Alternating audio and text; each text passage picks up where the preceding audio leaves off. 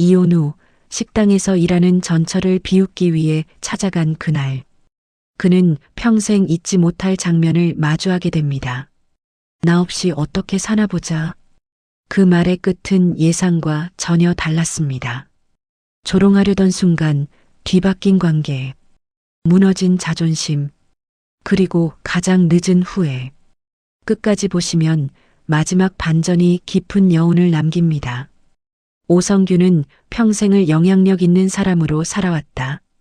지역 인쇄업계에서 그의 이름은 곧 신뢰였고 계약이었으며 권위였다. 1980년대 후반 25의 나이로 작은 인쇄소 한켠에서 일을 시작했을 때부터 그는 남달랐다. 남들이 퇴근하고 나서도 혼자 기계 앞에 앉아 잉크 냄새를 맡으며 밤을 새웠고 거래처 사장들의 이름과 생일, 취향까지 수첩에 적어두며 관계를 쌓았다.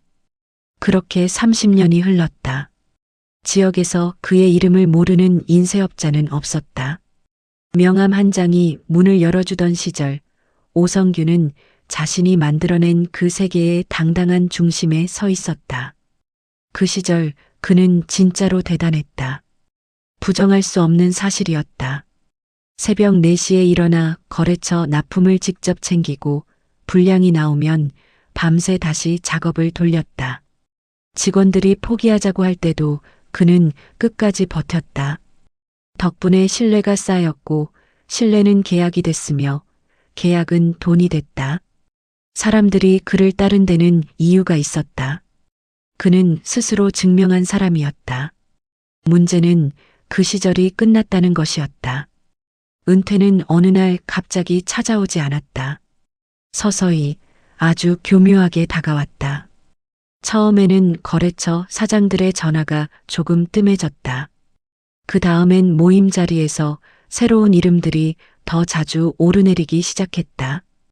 디지털 인쇄, 온라인 발주, 자동화 시스템. 성균이 한 번도 제대로 공부해 본 적 없는 단어들이 대화의 중심을 차지했다. 요즘은 시스템이 다 알아서 하더라고요. 사람 손이 덜 필요한 시대가 됐어요.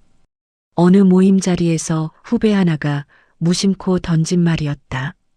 성규는 웃으며 고개를 끄덕였지만 속에서는 무언가가 싸늘하게 가라앉았다.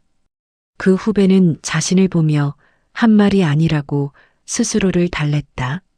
하지만 자리가 파하고 혼자 주차장으로 걸어가는 길에 아무도 그를 배웅하러 나오지 않는다는 사실을 그는 처음으로 알아챘다. 예전 같으면 두세 명은 따라 나와 형님, 다음에 또 뵙겠습니다를 반복했을 것이다. 그날 밤 그는 오래된 명함첩을 꺼냈다. 두툼하게 쌓인 명함들, 지역 상공회의소, 인쇄조합, 납품업체, 거래처, 수백 장이 넘었다. 그는 한 장씩 넘기다가 문득 멈췄다.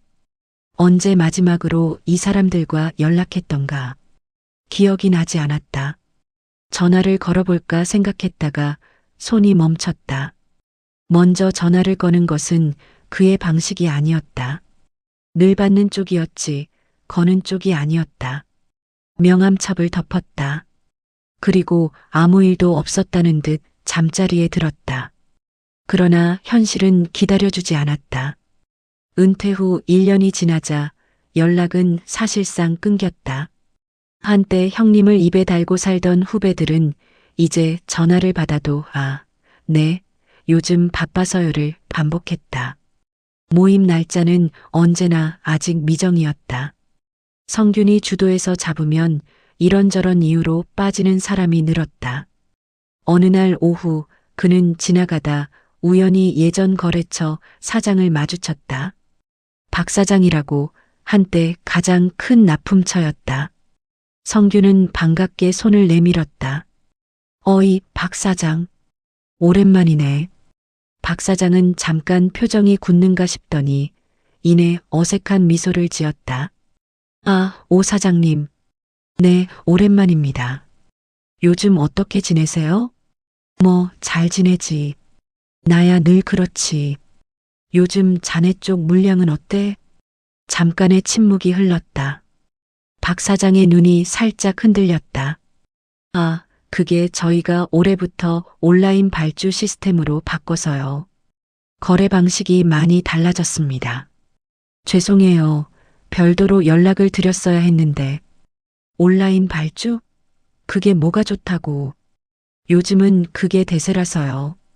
단가도 낮아지고 관리도 편하고. 하. 성규는 웃었다. 허허롭게 아무렇지 않은 척.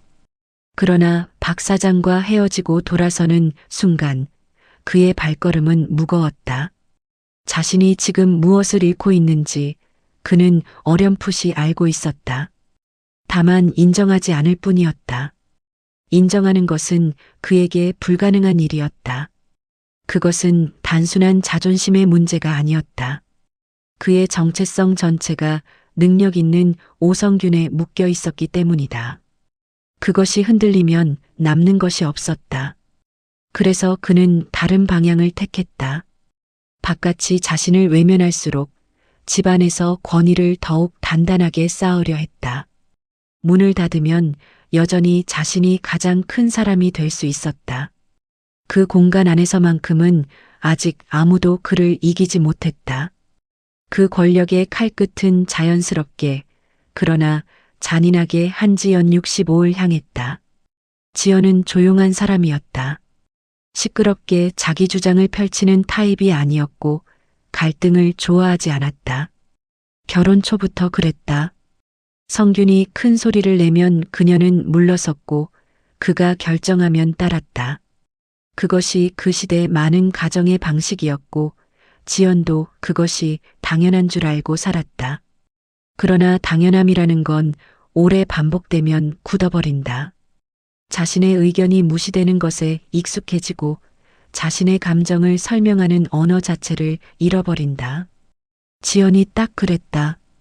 하고 싶은 말이 있어도 삼켰고 불편한 것이 있어도 참았다. 오랜 시간 동안 그것은 선택이 아니라 습관이 됐다. 성규는 그것을 순종이라 불렀다. 흐뭇하게 어느 저녁 식탁에 마주 앉아 밥을 먹던 중이었다. 지연이 조심스럽게 입을 열었다. 나 요리학원 한번 다녀볼까 하는데. 성규는 수저를 내려놓지도 않고 대답했다. 갑자기 무슨 학원? 동네에 생긴 데가 있더라고. 한식 조리 과정인데. 오전에 2번 수업이 있어서 집안이라고 겹치지도 않아. 이 나이에 요리 학원을 왜 가? 지연은 잠깐 멈췄다가 다시 말을 이었다. 그냥 배워보고 싶어서. 내가 좋아하는 거 하나 있어도 되지 않아? 성규는 그제야 그녀를 바라봤다. 표정은 어이없다는 듯했다. 좋아하는 거? 밥 먹고 살만하니까 이런 소리가 나오지. 학원 등록비가 얼마인데. 그 돈이면 생활비에 보태는 게 낫지 않겠어. 그렇게 큰 돈도 아니에요. 됐어. 나중에 다시 얘기해. 나중에 다시 얘기하자는 말은 그의 방식으로 하면 다시는 꺼내지 말라는 뜻이었다.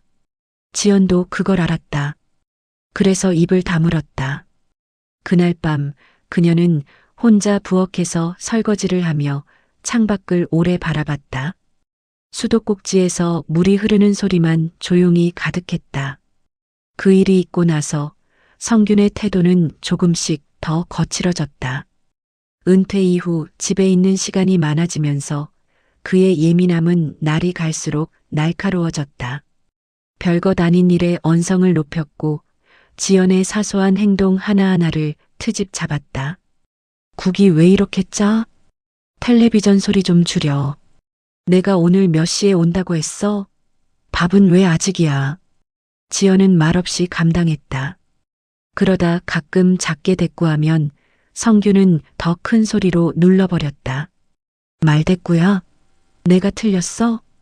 그러면 지연은 또 입을 닫았다. 하지만 그 침묵 안에서 무언가가 달라지고 있었다. 지연의 눈빛이 달라지기 시작했다. 예전에는 그 눈빛 안에 체념이 있었다. 이제는 체념 넘어 다른 무엇이 자라고 있었다. 성규는 눈치채지 못했다. 아니, 보려 하지 않았다. 결정적인 날은 겨울 초입이었다. 퇴근도 없고 납품도 없고 전화 한 통 없는 긴 오후였다. 성규는 거실 소파에 앉아 텔레비전을 보고 있었고 지연은 부엌에서 저녁 준비를 하고 있었다. 아무것도 특별하지 않은 평범한 오후였다. 그때 지연이 부엌에서 나오며 조용히 말했다. 나 그 학원 등록했어. 성규는 고개를 돌렸다. 뭐? 요리 학원. 지난주에 등록했어요. 순간 거실의 공기가 굳는 것 같았다. 성규는 리모컨을 내려놓았다. 천천히. 내가 됐다고 했잖아. 됐다고 한 건 당신이고 나는 가고 싶었으니까 갔어. 성규는 일어섰다. 이 사람이 지금 뭐라고 한 거야? 내 말을 무시하고 멋대로 돈을 써? 내 돈이에요. 내 돈? 그게 어디서 난 돈이야? 내가 벌어다 준 거 아니야? 지연은 흔들리지 않았다. 그것이 성균을 더 흥분하게 만들었다. 한평생 밥이나 하다가 이 나이에 무슨 요리 학원이야. 웃기는 소리 하고 있어. 당장 환불받고 와. 안 해. 짧고 단호했다. 지연의 목소리에서 처음으로 흔들림이 없었다. 성규는 그 낯선 단호함에 잠깐 멈칫했다가 다시 목소리를 높였다. 지금 나한테 안 한다고 했어? 당신이 뭔데?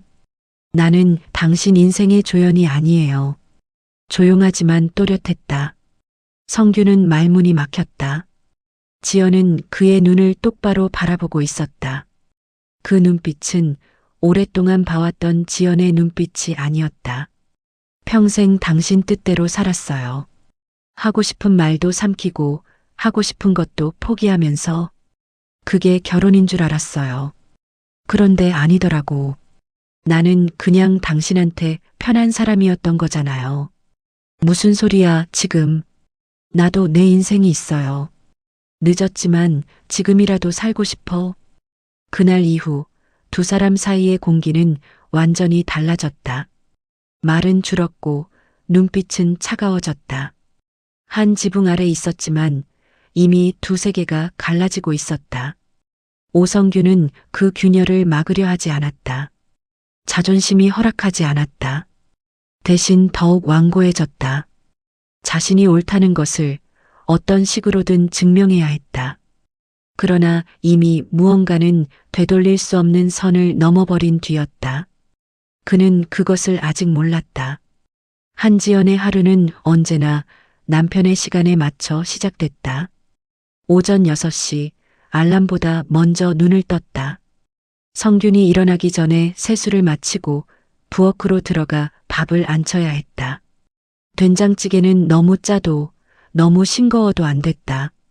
반찬은 전날 먹다 남은 것과 새로 만든 것을 적당히 섞되 눈에 띄게 부실해 보이면 안 됐다. 수저는 항상 성균의 오른쪽에, 물컵은 왼쪽에. 그것이 규칙이었다. 누가 정한 규칙인지는 기억나지 않았지만 어기면 어김없이 한마디가 나왔다. 왜 이렇게 됐어? 그냥 하던 대로 하면 되잖아. 지연은 그 하던 대로가 뭔지 너무 잘 알았다. 40년 가까이 반복했으니까. 아침 식사가 끝나면 설거지, 빨래, 청소. 오후엔 장을 보고 저녁을 준비했다. 성균이 모임이 있는 날엔 그의 옷을 골라두고 없는 날엔 그가 소파에 앉아 텔레비전을 볼 동안 옆에서 조용히 뜨개질을 하거나 책을 읽었다. 먼저 큰 소리로 웃지 않았고 전화 통화가 길어지면 방으로 들어갔다. 존재감을 줄이는 것, 그것이 지연의 방식이었다. 그 방식을 스스로 선택했냐고 묻는다면 지연은 쉽게 대답하지 못했을 것이다. 처음엔 그냥 그랬다. 시댁 어른들이 원하는 모습이 그랬고 남편이 편애하는 모습이 그랬다. 그것이 좋은 아내의 모습이라고 믿었다. 그러다 어느 순간부터 그것이 믿음인지 습관인지조차 구분이 안 됐다. 한지연이라는 사람이 무엇을 좋아하는지 성규는 몰랐다. 물어본 적이 없었으니까. 지연 자신도 오랫동안 잊고 있었다. 그 망각이 깨진 건 우연이었다. 어느 날 오전 지연은 마트에 장을 보러 갔다가 입구 쪽 게시판에 붙은 전단지 하나를 발견했다. 한식조리 기초과정 수강생 모집. 작은 글씨로 빼곡한 커리큘럼이 적혀 있었다. 된장, 간장, 고추장을 직접 담그는 법. 계절 나물 손질과 조리법. 전통 밑반찬 만들기. 지연은 한참을 서서 그 전단지를 읽었다. 마트 안에서 사람들이 오가고 카트 바퀴 소리가 끊임없이 들렸지만 그 순간만큼은 주변이 조용하게 느껴졌다. 이상하게 가슴이 두근거렸다. 오래전에 잊었던 감각이었다. 집으로 돌아와서도 그 전단지가 머릿속에서 떠나지 않았다. 저녁을 준비하면서도 설거지를 하면서도 자꾸 생각났다. 나이가 65인데 무슨 요리 학원이냐 싶으면서도 이상하게 포기가 되지 않았다. 그날 밤 지연은 조심스럽게 입을 열었다. 나 요리 학원 한번 다녀볼까 하는데. 성규는 뉴스를 보다가 고개도 돌리지 않고 대꾸했다. 요리 학원? 갑자기 왜? 동네에 새로 생긴 데가 있더라고. 한식 조리 과정인데 오전에 주 2번이라 집안일이랑 안 겹쳐. 그제야 성균이 시선을 돌렸다. 표정은 뭔가 황당하다는 듯했다. 당신이 요리를 못해서 배우러 가려는 거야? 아니면 뭐가 하고 싶어서? 그냥 배워보고 싶어서.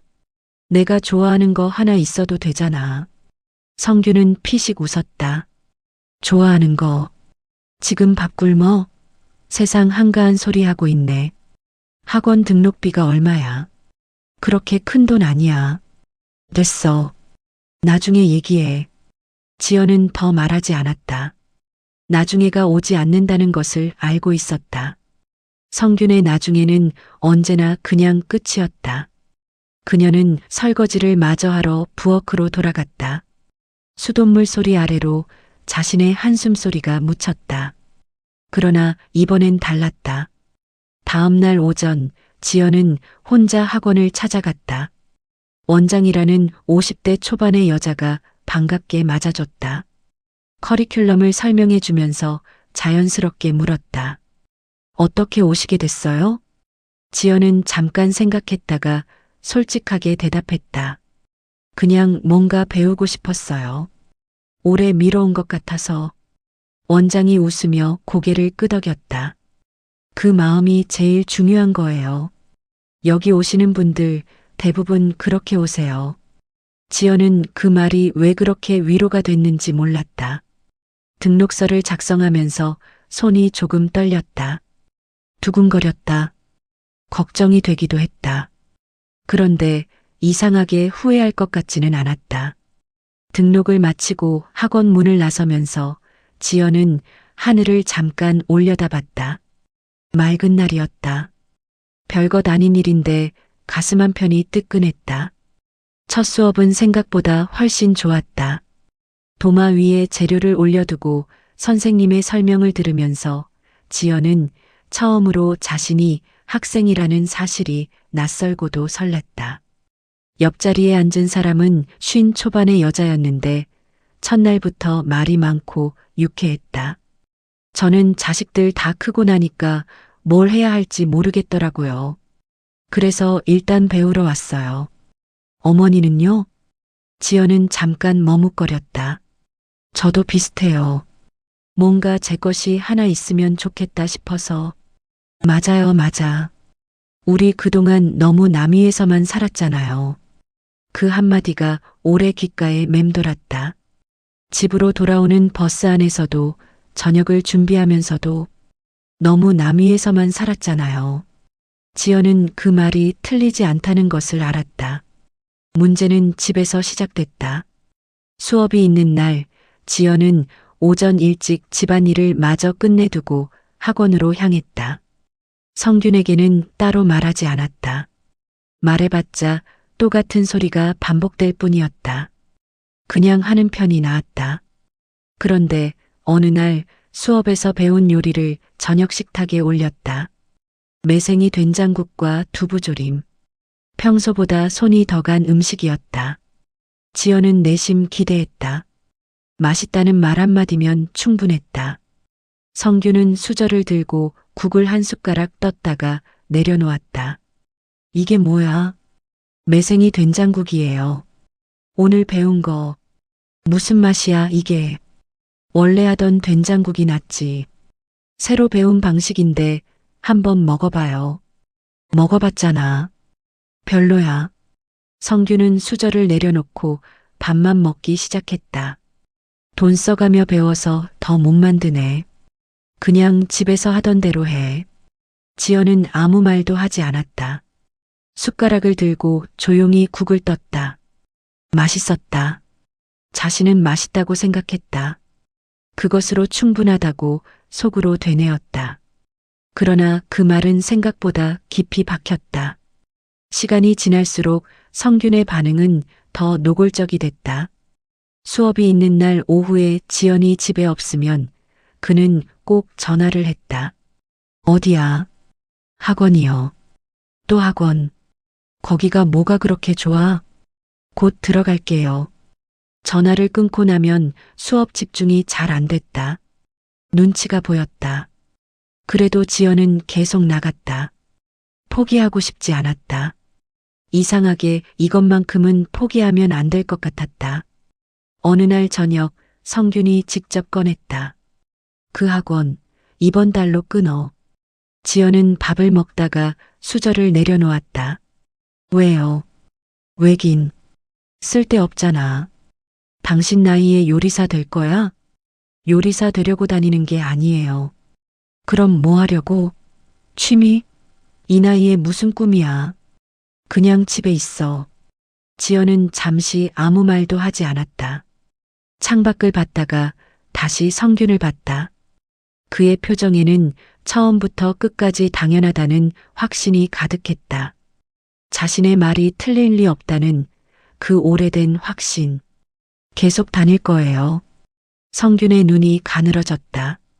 뭐? 학원 계속 다닐 거예요. 지금 내 말을 무시하는 거야? 무시하는 게 아니에요. 이건 제가 결정할 일이에요. 성규는 수저를 탁 내려놓았다. 결정? 당신이 무슨 결정을 해? 집에서 밥이나 하면서 무슨 결정식이나. 그 순간이었다. 오래, 아주 오래 눌려있던 것이 지연의 안에서 움직이는 게 느껴졌다.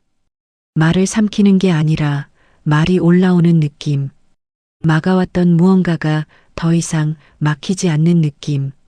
나는 평생 당신 말대로 살았어요. 목소리가 조용했다. 떨리지 않았다. 하고 싶은 말 다 참고 하고 싶은 것 다 포기하면서 그게 결혼인 줄 알았어요. 그런데 아니더라고. 나는 그냥 당신한테 편한 사람이었던 거잖아요. 무슨 소리야, 지금. 나도 내 인생이 있어요. 지연의 눈이 성균을 똑바로 마주했다. 나는 당신 인생의 조연이 아니에요. 거실이 고요해졌다. 텔레비전 소리도 바깥의 자동차 소리도 멀게 느껴졌다. 성균은 아무 말도 하지 않았다. 그 눈빛이 낯설었다. 40년 가까이 함께 살아온 사람의 얼굴인데 처음 보는 표정 같았다. 지연은 자리에서 일어났다. 설거지를 하러 부엌으로 들어가면서 더 이상 뒤를 돌아보지 않았다. 그날 이후 두 사람 사이의 공기는 달라졌다. 성규는 더 이상 학원 얘기를 꺼내지 않았다. 대신 다른 방식으로 불편함을 표현했다. 밥을 먹다가 이유 없이 자리를 박차고 일어났고 지연이 말을 걸면 짧게 끊어서 대답했다. 집안에 냉기가 흘렀다. 지연은 그 냉기를 감당하면서도 학원을 계속 다녔다. 수업이 있는 날 아침이면 발걸음이 조금 가벼웠다. 도마 앞에 서면 잡생각이 줄었다. 칼질을 하고 불 조절을 하고 간을 보면서 그녀는 처음으로 시간이 자신의 것이라는 감각을 느꼈다. 작고 소박한 감각이었다. 하지만 지연에게는 오래 기다려온 것이었다. 그 감각이 그녀를 버티게 했다. 그리고 그 다음에 올 일들을 그녀 자신도 아직 모른 채로 준비하게 했다. 이혼이라는 단어가 두 사람 사이에 처음 등장한 건 싸움 끝에 성균이 던진 말에서였다. 늦가을 저녁이었다. 지연이 학원에서 돌아와 부엌에서 저녁을 준비하고 있을 때 성균은 거실에서 혼자 술을 마시고 있었다. 요즘 들어 부쩍 잦아진 일이었다. 거래처도 없고 모임도 없고 전화도 없는 긴 오후를 버티는 그의 방식이었다. 소주 한 병이 반쯤 비워질 무렵 그가 먼저 말을 꺼냈다. 요즘 들어오는 시간이 왜 이렇게 늦어? 지연은 냄비 뚜껑을 열며 대답했다. 학원 끝나고 장 보고 왔어요. 별로 늦지 않았는데. 별로 늦지 않아? 6시가 넘었잖아. 밥은 7시 전에 차릴 수 있어요. 그게 문제가 아니잖아. 지연은 국자를 내려놓고 거실 쪽을 바라봤다. 그럼 뭐가 문제예요? 성규는 소주잔을 들었다가 내려놓았다. 당신이 변했어. 요즘 들어서 변한 게 아니에요. 원래 이런 사람이었는데 당신이 몰랐던 거예요. 말하는 것 봐. 성균의 목소리가 낮아졌다.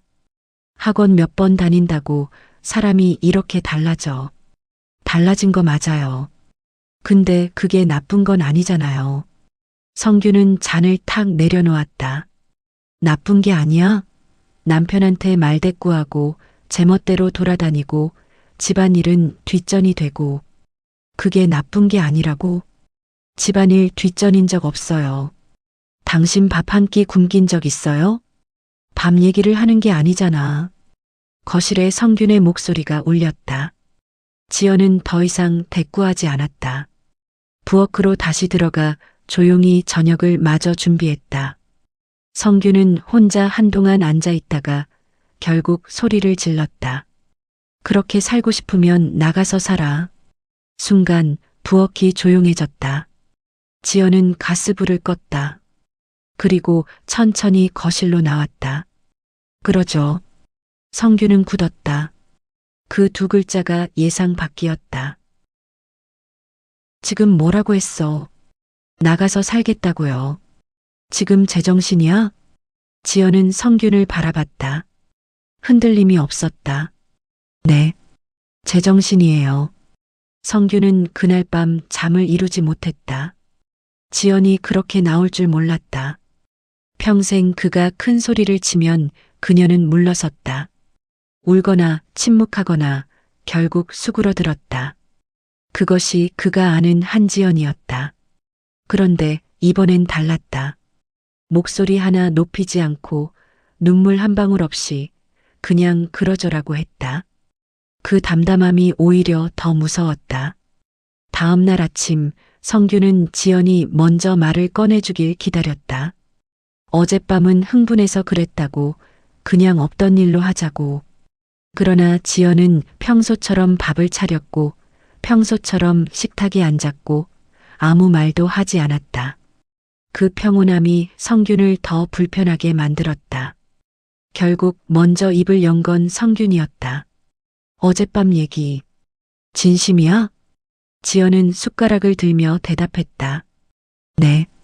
황당하지 않아? 이 나이에 이혼이라고. 당신이 먼저 나가서 살라고 했잖아요. 그건 그냥 한 말이야. 나는 진심으로 들었어요. 성규는 밥그릇을 내려놓았다. 지연아, 진짜로 이러려고? 우리가 지금 몇 년을 살았는데 38년이요.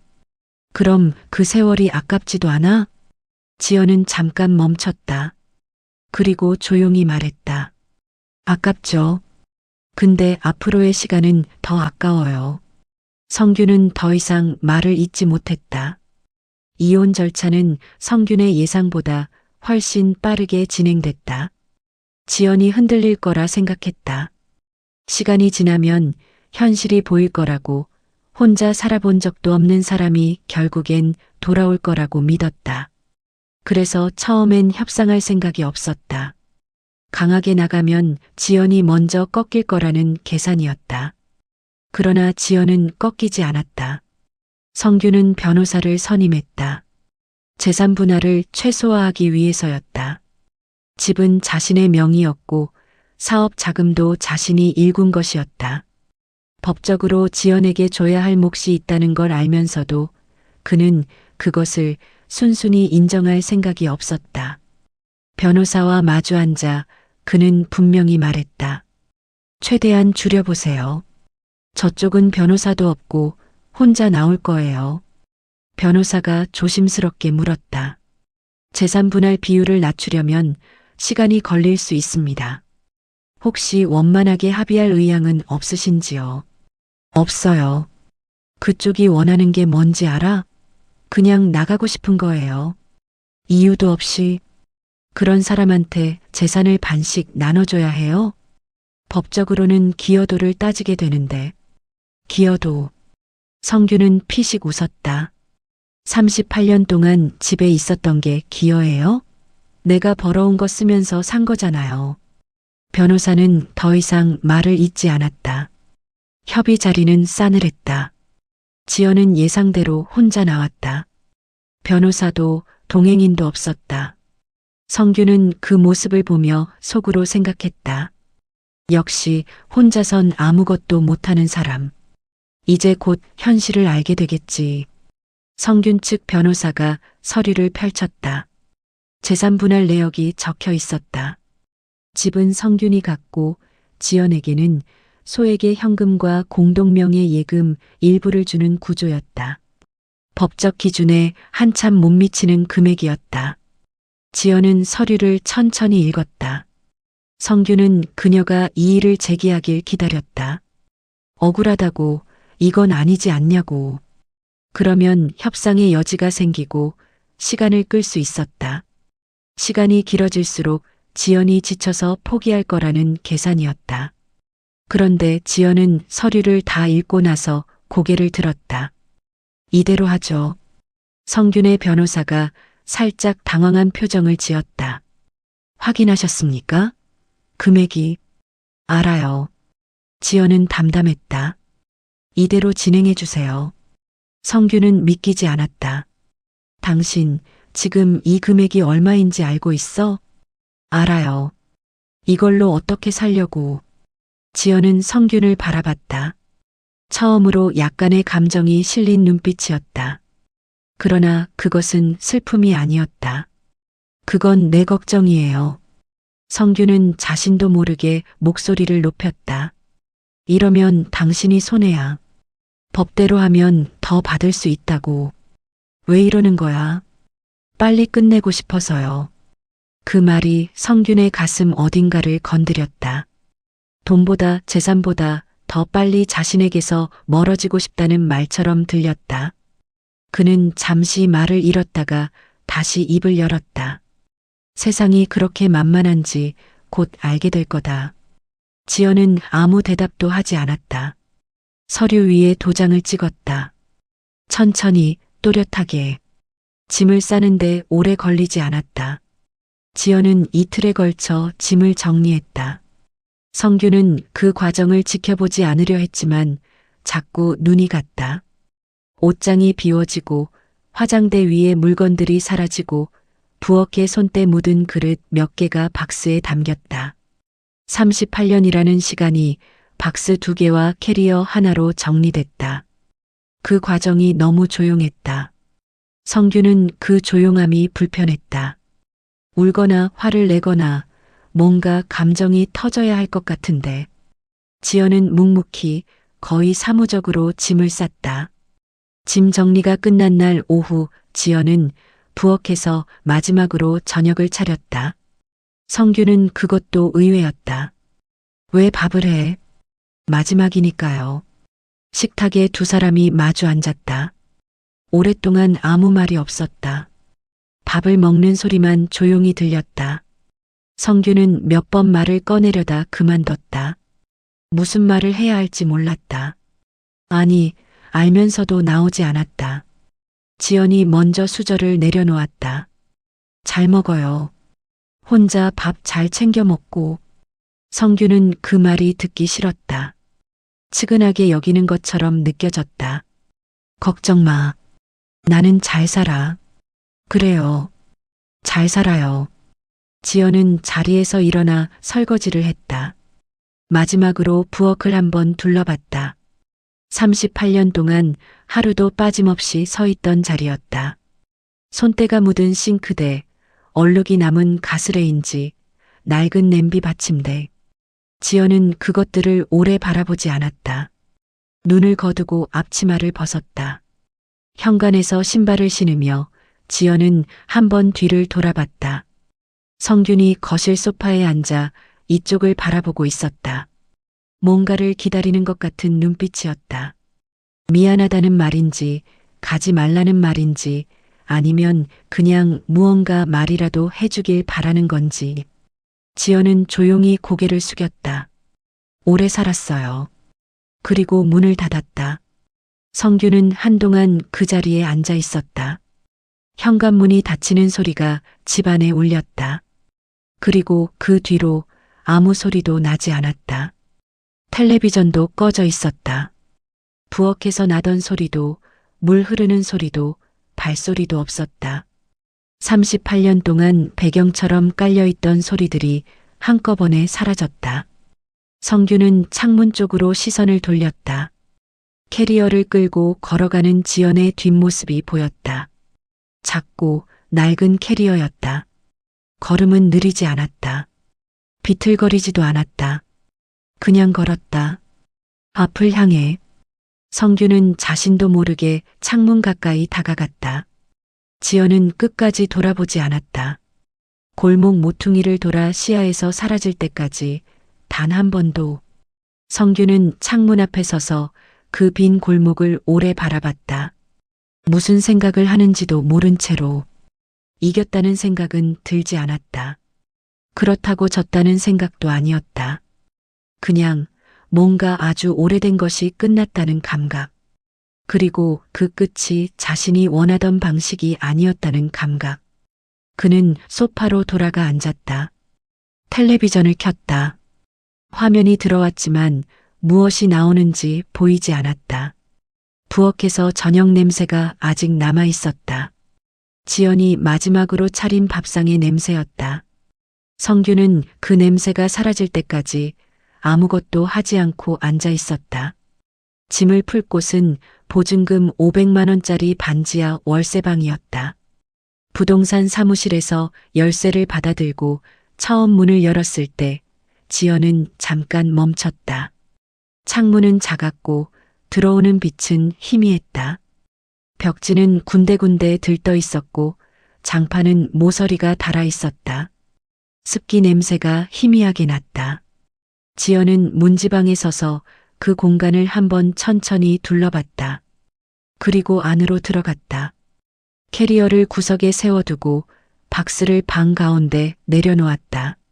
무릎을 꿇고 앉아 테이프를 뜯기 시작했다. 손이 움직이는 동안 머릿속은 비어 있었다. 울어야 할 것 같은데 눈물이 나오지 않았다. 슬프지 않은 게 아니었다. 슬픔이 어디서부터 시작해야 할지 몰랐다.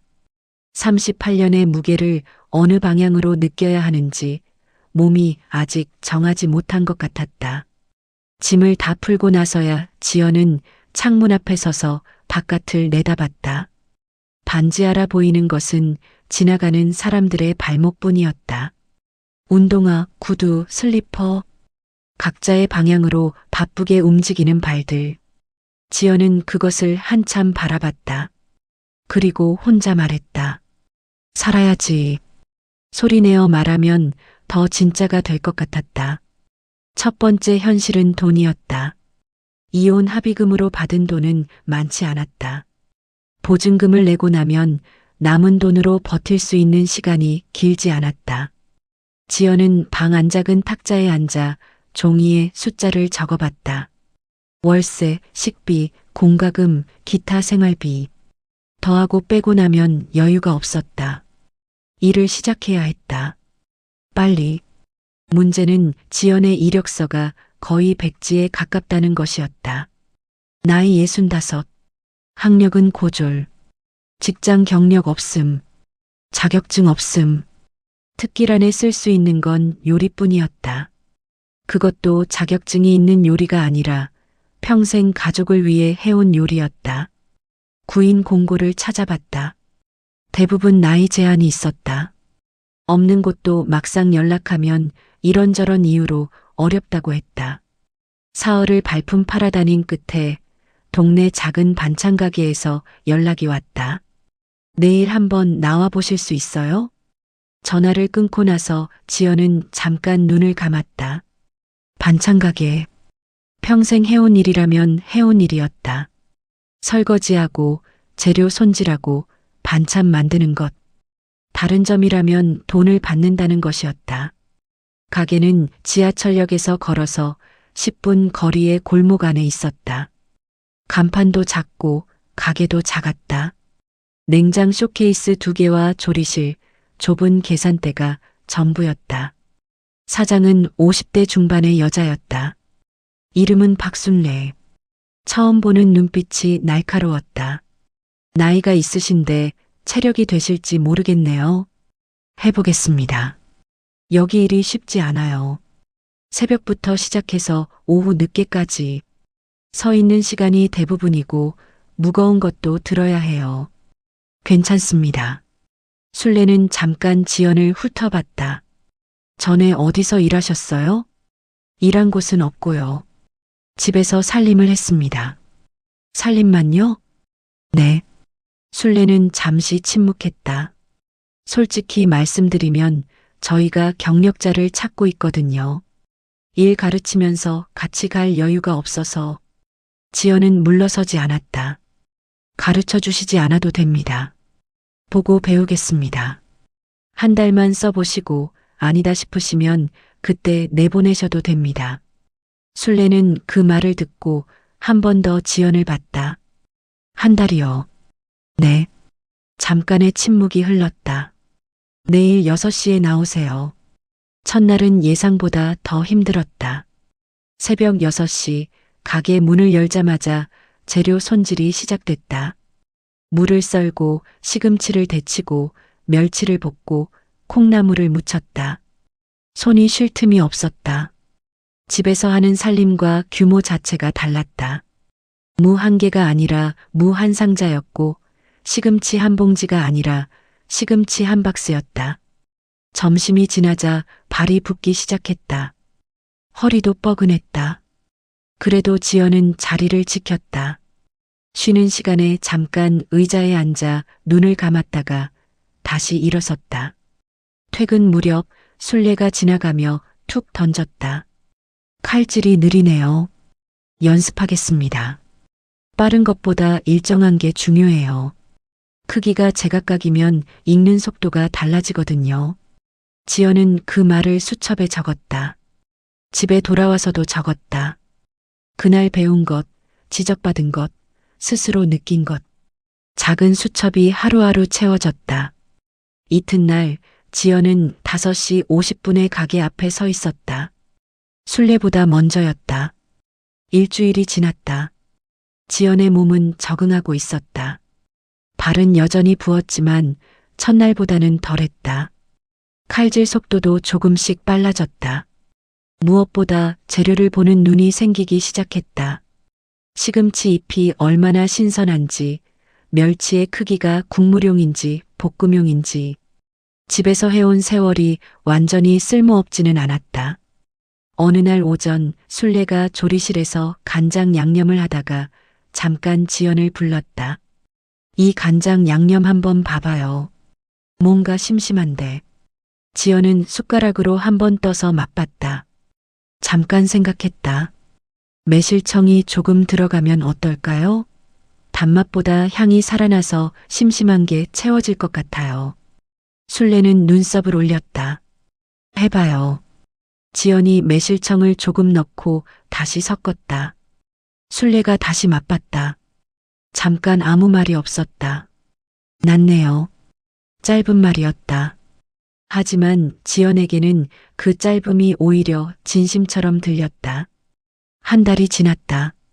순례는 지연을 따로 부르지 않았다. 내보내겠다는 말도 없었다. 그냥 다음 달 스케줄표에 지연의 이름이 올라가 있었다. 지연은 그것을 확인하고 조용히 가게를 나섰다. 골목 어귀에서 잠깐 멈춰 하늘을 올려다봤다. 특별히 좋은 날씨도 아니었다. 그냥 평범한 오후였다. 그런데 눈물이 났다. 한 달 만에 처음이었다. 이혼할 때도, 짐을 쌀 때도, 반지하 방에 혼자 처음 누웠을 때도 나오지 않던 눈물이었다. 지연은 골목벽에 기대서 잠깐 울었다. 소리 내지 않고 그냥 흘렸다. 무섭지 않아서였다. 처음으로 앞이 조금 덜 막막했다. 2달째에 접어들면서 지연에게 변화가 생겼다. 순례가 조금씩 일을 맡기기 시작했다. 처음엔 단순한 반찬 하나를 통째로 맡겼다. 깍두기였다. 레시피는 내가 줄게요. 그대로 해봐요. 지연은 레시피대로 했다. 그런데 한 가지를 바꿨다. 물을 절일 때 소금 양을 조금 줄이고 대신 절이는 시간을 더 길게 잡았다. 속까지 간이 배되 짜지 않게. 집에서 오래 해온 방식이었다. 다음 날 순례가 완성된 깍두기를 맛봤다. 레시피대로 안 했네요. 지연은 솔직하게 말했다. 조금 바꿨어요. 절이는 방식을 달리하면 식감이 더 아삭하게 남아서요. 순례는 한 번 더 맛봤다. 그리고 잠시 생각하다가 말했다. 손님한테 내봐요. 그날 깍두기는 오전에 다 팔렸다. 오후에 찾는 손님이 있었는데 없다고 하자 아쉬워하며 돌아갔다. 그 모습을 순례가 봤다. 저녁 마감 시간 순례가 지연 옆에 서서 조용히 말했다. 손맛이 있네요. 지연은 고개를 숙였다. 목이 약간 메었다. 감사합니다. 칭찬이 아니라 사실이에요. 손맛은 가르친다고 생기는 게 아니거든요. 그 말이 오래 남았다. 집으로 돌아오는 버스 안에서 반지하 방불을 켜고 앉아서도 손맛은 가르친다고 생기는 게 아니다. 그렇다면 지연의 손맛은 38년 동안 쌓인 것이었다. 성균의 밥상을 차리고 자식들 도시락을 싸고 시댁 제사 음식을 준비하며 쌓인 것. 그것이 쓸모없는 세월이 아니었다는 뜻이기도 했다. 지연은 그날 밤 오랜만에 깊이 잠들었다. 단골이 생기기 시작한 건 석 달째였다. 지연이 만든 깍두기를 일부러 찾는 아주머니가 생겼다. 50대 초반으로 보이는 여자였는데 처음엔 그냥 지나가다 들른 손님이었다. 저번에 먹었던 깍두기 있어요? 네, 있습니다. 그거 혹시 만드신 분이 여기 계세요? 지연이 손을 들었다. 그 손님은 반갑게 웃었다. 아이고, 진짜 맛있더라고요. 시어머니가 해주시던 깍두기 맛이에요. 그 맛이 어디서 나는 건지. 지연은 웃으며 대답했다. 오래 절이는 게 비결이에요. 시간을 아끼면 맛이 달라지더라고요. 그렇군요. 앞으로 여기 자주 올게요. 그 손님은 정말 자주 왔다. 올 때마다 지연을 찾았다. 그리고 어느 날은 친구를 데려왔다. 내가 말하던 깍두기 아주머니야. 지연은 그 말에 피식 웃었다. 깍두기 아주머니. 나쁘지 않았다. 넉 달째가 됐을 무렵 순례가 조용히 제안했다. 한씨, 나랑 얘기 좀 해요. 마감 후 가게 한켠에 마주 앉았다. 순례는 차를 2잔 내놓았다. 나 이 가게 좀 키우고 싶어요. 지연은 조용히 들었다. 온라인으로도 팔아보고 싶고 몇 가지 메뉴를 브랜드화하고 싶거든요. 근데 나 혼자는 무리야. 저한테 하시는 말씀이에요? 한씨 깍두기 단골들이 찾잖아요. 그거 하나만이 아니라 한씨가 만드는 거 전체를 같이 브랜드로 키워보자는 거예요. 지연은 잠깐 아무 말도 하지 않았다. 저는 장사를 해본 적이 없어요. 나도 처음엔 없었어요. 잘못되면 어떡해요. 잘못될 수도 있죠. 근데 안 해보면 모르는 거잖아요. 지연은 찻잔을 2손으로 감쌌다. 따뜻했다. 생각해봐도 될까요? 물론이죠. 근데 너무 오래 생각하지 마요. 기회는 타이밍이 있거든요. 집으로 돌아오는 길, 지연은 천천히 걸었다. 반지하 방 창문으로 들어오는 빛이 아직도 희미하다는 걸 알았다. 보증금도 많지 않고 모아둔 돈도 없었다. 잘못되면 정말 바닥이었다. 그런데 이상하게 무섭지 않았다. 이미 바닥을 알고 있었다. 그리고 바닥에서 올라오는 법도 조금은 알 것 같았다. 지연은 방불을 켜고 탁자에 앉아 수첩을 펼쳤다. 첫 페이지부터 다시 읽었다. 칼질은 일정하게, 간은 여러 번. 시간을 아끼면 맛이 달라진다. 작은 글씨들이 빼곡했다. 바닥에서 하루하루 쌓아온 것들이었다. 지연은 새 페이지를 펼쳤다. 그리고 천천히 적기 시작했다. 앞으로 하고 싶은 것들을. 오성규는 이혼 후 사흘째 되는 날 처음으로 스스로 밥을 차렸다. 냉장고를 열었더니 달걀 2개와 김치 1통, 반쯤 남은 두부가 있었다. 지연이 마지막으로 장을 봐둔 것들이었다. 성규는 냄비에 물을 올리고 달걀을 삶으려다가 물이 얼마나 필요한지 몰라서 잠깐 멈췄다. 생각해보니 달걀을 삶아본 적이 없었다. 결혼하기 전에도 어머니가 해줬고 결혼 후에는 지연이 했다. 그 단순한 일을 그는 한 번도 직접 해본 적이 없었다. 물을 적당히 붓고 달걀을 넣었다. 얼마나 끓여야 하는지 몰라서 그냥 오래 뒀다. 나중에 꺼내보니 노른자가 퍼석하게 굳어 있었다. 김치를 꺼내 그냥 먹었다. 밥은 전기밥솥이 있어서 그나마 됐다. 그 아침을 성규는 텔레비전을 크게 틀어놓고 혼자 먹었다. 처음 일주일은 그렇게 버텼다. 편의점 도시락을 사오거나 근처 식당에서 혼자 밥을 먹었다. 혼자 밥을 먹는 것이 이렇게 어색한 일인지 몰랐다. 식당에 들어서면 자리가 많아도 구석으로 가게 됐고 메뉴판을 보면서 혼자라는 것이 새삼의식됐다. 주문할 때 혼자요라는 말이 목에 걸렸다. 집에 돌아오면 더 문제였다. 조용했다. 지연이 있을 때는 몰랐는데 없어지고 나니 집안이 이렇게 소리가 없는 곳인지 처음 알았다. 부엌에서 나던 소리, 물 흐르는 소리, 발소리. 배경처럼 깔려 있어서 의식하지 못했던 소리들이 사라지자 집이 낯선 공간처럼 느껴졌다. 텔레비전을 켜두는 게 습관이 됐다. 보지 않아도 소리라도 있어야 했다. 그러면서도 성규는 절대 인정하지 않았다. 불편한 건 잠깐이다. 적응하면 된다. 혼자 사는 게 오히려 편할 수도 있다. 스스로에게 그렇게 말했다. 아침 저녁으로. 이혼 후 2달이 지났을 무렵 성규는 지인을 통해 모임 하나에 나가게 됐다. 지역 신사업 네트워킹 모임이라는 이름의 자리였다. 사업을 하거나 투자에 관심 있는 사람들이 한 달에 2번 만나는 소규모 모임이었다. 처음엔 별 기대 없이 나갔다. 그런데 앉아보니 분위기가 달랐다. 사람들이 자신의 말에 귀를 기울였다.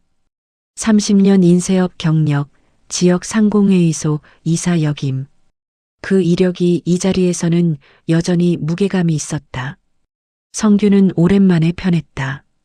오 대표님은 그 시절 인쇄업계를 직접 만들어 오신 분 아닙니까? 요즘 젊은 사람들이 배울 게 많죠.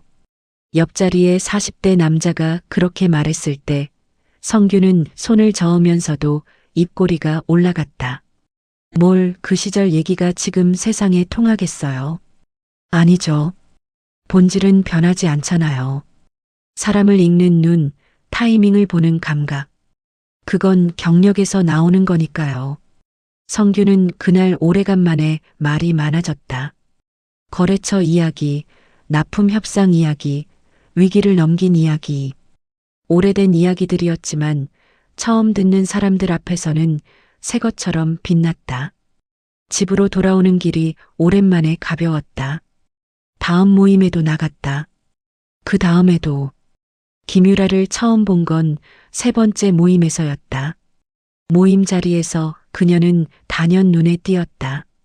또렷한 눈빛에 말이 빠르고 명확했다. 투자 관련 일을 한다고 했다.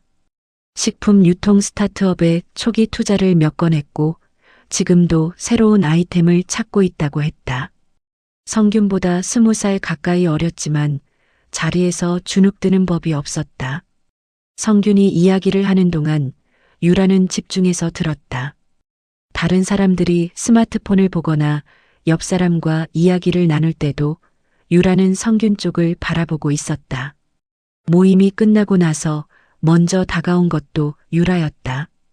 오 대표님, 오늘 말씀하신 납품 협상 이야기가 인상적이었어요. 사람을 읽는 방식이요.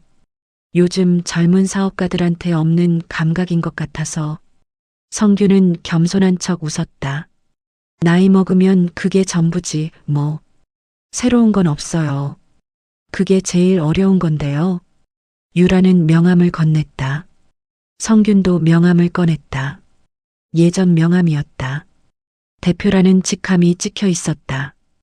은퇴 후에도 새 명함을 파지하는 건 바꿀 내용이 없어서이기도 했지만 그 명함을 버리기 싫었던 이유도 있었다. 유라는 명함을 받아 한 번 보고 깔끔하게 명함 케이스에 넣었다. 다음에 한번 따로 뵐 수 있을까요? 여쭤보고 싶은 게 있어서요. 성규는 고개를 끄덕였다. 그러죠. 집으로 돌아오는 길, 성규는 기분이 괜찮았다. 오랜만에 자신이 필요한 사람처럼 느껴지는 저녁이었다. 유라와 두 번째로 만난 건 모임 밖에서였다. 근처 카페에서 마주 앉았다. 유라는 요즘 관심 있는 투자 분야에 대해 이야기했다. 식품, 특히 전통식품의 현대화, 된장, 간장, 반찬류를 브랜드화해서 온라인과 오프라인으로 유통하는 것. 요즘 이 분야가 생각보다 크게 열리고 있어요. 1인 가구도 늘고 건강에 관심 많은 소비자층도 두꺼워지고 있고요. 제대로 된 브랜드 하나만 잡으면 시장이 있어요. 성규는 고개를 끄덕이며 들었다. 그래서 저는 오 대표님 같은 분이 필요해요. 지역 네트워크도 있으시고 유통 감각도 있으시잖아요. 초기 단계에서 자문 역할을 해주실 수 있을까요? 성규는 잠깐 생각하는 척했다. 자문이라는 게 구체적으로 어떤 걸 말하는 건지. 일단은 가볍게 시작해요. 제가 검토하는 아이템들 보여드리면 오 대표님 시각에서 피드백 주시는 거죠. 나중에 투자까지 연결되면 더 좋고요. 투자는 지금 당장은 어렵고, 물론이죠. 그건 나중 이야기예요. 일단 같이 보는 것부터. 성규는 커피잔을 들었다. 이 자리가 나쁘지 않았다. 자신의 경험이 쓸모 있다는 느낌. 젊은 사람이 먼저 찾아와 의견을 구한다는 것. 오랫동안 잊고 있던 감각이었다. 그러죠. 한번 같이 봅시다. 유라가 웃었다. 감사합니다, 대표님. 믿고 있었어요. 그 후로 유라와의 만남이 이어졌다. 한 달에 서너 번 카페나 식사 자리에서 만났다. 유라는 늘 자료를 준비해 왔고 성규는 그것을 보며 의견을 냈다. 성균의 의견이 얼마나 실질적인 도움이 됐는지는 알 수 없었지만 유라는 항상 귀 기울여 들었다. 역시 현장 경험이 있으신 분은 다르세요. 숫자만 보는 사람들이 놓치는 걸 딱 짚어주시네요. 뭘 그쪽 분야는 내가 잘 모르는 거라. 아니에요. 사람 보는 눈, 시장 흐름 읽는 감각. 그게 다 연결돼요. 성규는 그런 말에 약했다. 아니라고 손을 저으면서도 속은 편해졌다. 집에 돌아와서도 기분이 나쁘지 않았다. 그러면서 그는 유라 앞에서 조금씩 부풀리기 시작했다. 없는 인맥을 잇는 것처럼 말했고 예전 거래처 규모를 조금 크게 이야기했다. 지역에서 자신의 영향력이 아직 살아있다는 뉘앙스를 풍겼다. 유라가 그 말을 의심하지 않으니까 성균도 스스로 그것이 사실인 것처럼 느껴지기 시작했다. 어느 날 유라가 말했다. 대표님, 저 이번에 반찬 브랜드 하나 진지하게 검토하고 있어요. 지역에서 시작한 곳인데 손맛이 좋고 스토리도 있고 대표님이 한번 같이 보시면 좋겠어요. 어디 브랜드요? 아직 많이 알려지진 않았는데 제가 초기부터 눈여겨본 곳이에요. 조만간 같이 가보시죠. 그러죠. 성규는 가볍게 대답했다. 어디 브랜드인지 어떤 사람이 만든 것인지 아직 몰랐다. 그 무렵 성규는 전철을 자주 떠올렸다. 이유는 단순했다. 유라처럼 세련된 사람과 어울리다 보니 지연이 더욱 초라하게 그려졌다. 반찬 가게에서 일한다는 소문을 들은 것도 그 무렵이었다. 아는 사람이 우연히 봤다고 했다. 한씨 부인 아니에요? 어디 반찬 가게에서 일하던데요? 앞치마 두르고. 성규는 피식 웃었다. 그러겠지. 뭘 할 줄 아는 게 없으니까. 그 말이 입 밖으로 나오는 순간 어딘가 묘한 감정이 스쳤다. 그런데 그것이 무엇인지 들여다보지 않았다. 대신 그 위에 다른 생각을 올려놓았다.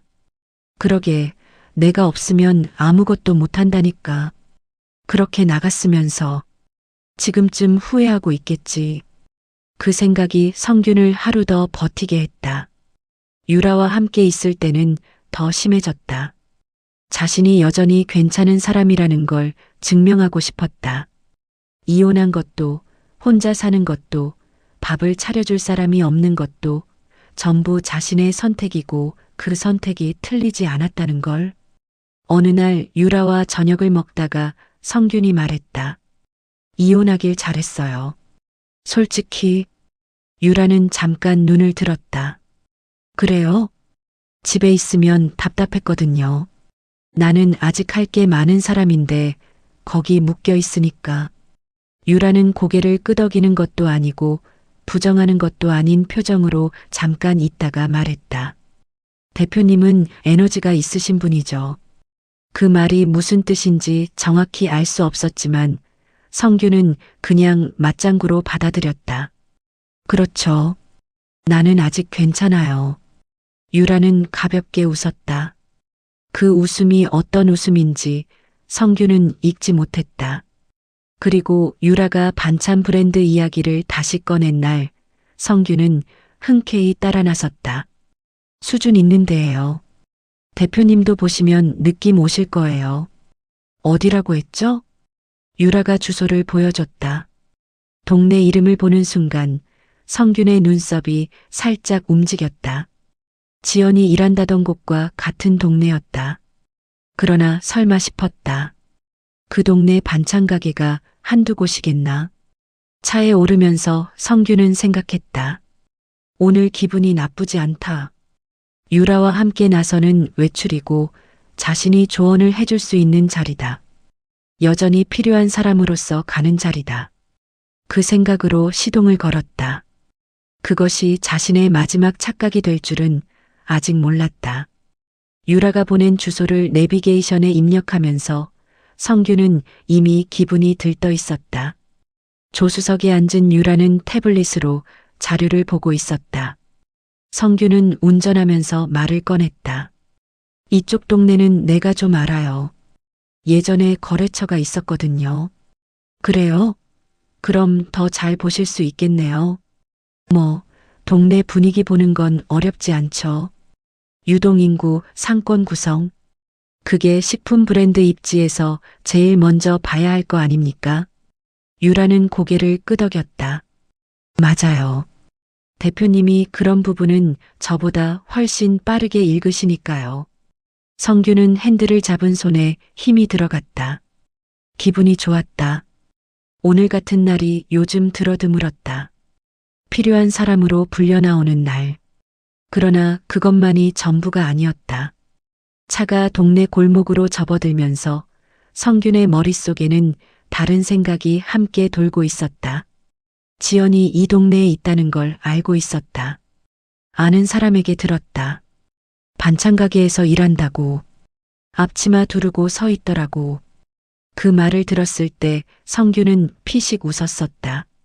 그리고 그 웃음이 채 가시기 전에 한번 보고 싶다는 생각이 들었다. 직접 보고 싶었다. 유라 앞에서 앞치마를 두른 전처의 모습을 자신이 새로 어울리는 사람 앞에서 확인하는 것. 말로 설명하기 어려운 욕구였지만 그것이 오늘 이 방문을 더 내키게 만든 건 사실이었다. 유라가 먼저 이 브랜드를 보자고 했고 성규는 흔쾌히 따라 나섰다. 두 가지 이유가 겹쳐 있었다. 내비게이션이 목적지 근처라고 알렸다. 성규는 천천히 속도를 줄였다. 가게는 골목 안쪽에 있었다. 간판은 단정했다. 크게 눈에 띄는 편은 아니었지만 가게 앞에 손님이 두어 명 서 있는 게 보였다. 점심시간이 한참 지난 오후였는데도 성규는 차를 세우고 유라와 함께 내렸다. 가게 앞에서 잠깐 서서 간판을 올려다봤다. 규모는 작네요. 처음엔 다 작죠. 중요한 건 안에 뭐가 있느냐잖아요. 유라가 먼저 문을 열었다. 성균이 뒤따라 들어갔다. 안은 생각보다 아담했다. 반찬 뷔페 형식으로 구성된 쇼케이스가 길게 늘어서 있었고 손님 몇 명이 접시를 들고 천천히 고르고 있었다. 냄새가 먼저 왔다.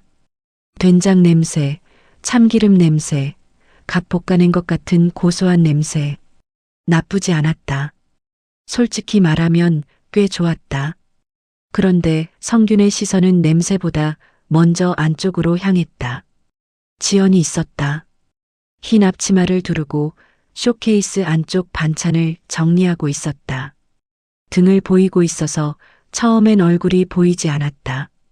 성규는 유라 옆에 서서 자연스러운 척 쇼케이스를 둘러보다가 지연이 몸을 돌리는 순간을 기다렸다. 잠시 후 지연이 돌아섰다. 그리고 가게 입구 쪽을 향해 시선이 왔다. 두 사람의 눈이 마주쳤다. 1초, 2초. 지연은 표정이 바뀌지 않았다. 당황한 기색도 반가운 기색도 없었다. 그냥 잠깐 바라봤다가 손에 들고 있던 집게로 반찬 위치를 다시 고르며 고개를 숙였다. 하던 일을 계속했다. 성규는 그 무심함이 의외였다. 그리고 그 의외함이 준비해온 기분을 조금 흔들었다. 그래서 더 강하게 나가야겠다고 생각했다. 성규는 접시를 들고 쇼케이스 앞에 섰다. 유라는 옆에서 각 반찬을 꼼꼼히 살펴보고 있었다. 라벨을 읽고 재료 구성을 확인하고 가끔 사진을 찍었다. 진지했다. 성규는 그 옆에서 반찬을 집다가 일부러 큰 소리로 말했다. 이게 좀 짜 보이지 않아요? 색이 너무 진한 것 같은데. 주변 손님 한두 명이 시선을 줬다. 지연도 들었을 것이다. 성규는 그것을 알면서 계속했다. 간장을 너무 많이 쓴 거 아닌가. 요즘 사람들이 짠 거 싫어하는데. 유라가 조용히 말했다. 한번 드셔보세요. 보이는 것만으로는 모르니까요. 뭐 먹어봐야 알겠죠. 성규는 접시에 몇 가지를 담았다. 자리에 앉아서 천천히 먹기 시작했다. 솔직히 맛이 없지 않았다. 아니, 좋았다. 깍두기는 아삭했고 간장 멸치볶음은 짜지 않으면서도 깊었다. 무나물은 부드럽게 간이 배어 있었다. 그러나 성규는 그 말을 하지 않았다. 역시 좀 심심하네. 이 정도 손맛으로 브랜드를 한다고요? 유라는 아무 말 없이 자신의 접시를 보다가 조용히 말했다. 저는 괜찮은데요. 입맛이 각자 다르니까. 성규는 직원을 불렀다. 젊은 직원이 다가왔다. 여기, 이 반찬 언제 만든 거예요? 오늘 거 맞아요? 네, 오늘 아침에 만든 거 맞습니다. 그래요? 왜 이렇게 색이 탁해요? 신선하면 색이 살아있어야 하는 거 아닌가? 직원은 당황한 기색이었다. 죄송합니다. 어떤 부분이 불편하셨는지. 됐어요. 그냥 물어본 거니까. 성규는 직원을 보내고 다시 유라를 봤다. 유라는 반찬을 먹으면서 뭔가를 수첩에 적고 있었다. 성균의 말에 반응하는 것 같지 않았다. 성규는 다시 목소리를 높였다. 이번엔 방향이 정해져 있었다. 서비스도 좀 봐야겠다. 들어올 때 인사도 없었잖아요. 유라가 고개를 들었다. 저는 인사받았는데요. 내가 못 들었나? 하여튼 작은 가게들이 이런 데서 허술하단 말이에요. 기본이 안 되면 브랜드가 안 돼요. 그때였다. 지연이 테이블 쪽으로 걸어왔다. 손에 작은 쟁반을 들고 있었다. 성균의 테이블 옆 빈 접시를 치우러 온 것이었다. 두 사람 사이의 거리가 가까워졌다. 성균은 지연이 자신을 알아보고 뭔가 반응하길 기다렸다. 당황하거나 피하거나 아니면 굳어버리거나 그 어떤 반응이라도. 지연은 접시를 집어 쟁반에 올리면서 자연스럽게 말했다. 더 필요하신 거 있으시면 말씀해 주세요. 목소리가 떨리지 않았다. 성균을 특별히 의식하는 기색이 없었다. 그냥 손님 대하듯 했다. 성균은 그 태도가 더 자극이 됐다. 저기 잠깐요. 지연이 멈추고 성균을 바라봤다. 여기 책임자가 누구예요? 왜 그러시죠? 반찬간이 너무 세다고요. 짜서 못 먹겠는데 이걸 그냥 팔면 됩니까? 지연은 잠깐 성균을 바라봤다. 그 눈빛에는 성균이 예상했던 것들이 없었다. 당혹감도 분노도 슬픔도 아니었다. 그냥 고요했다. 어떤 반찬이 짜게 느껴지셨어요? 다 그렇잖아요. 간장을 이렇게 많이 쓰면 어떡해요?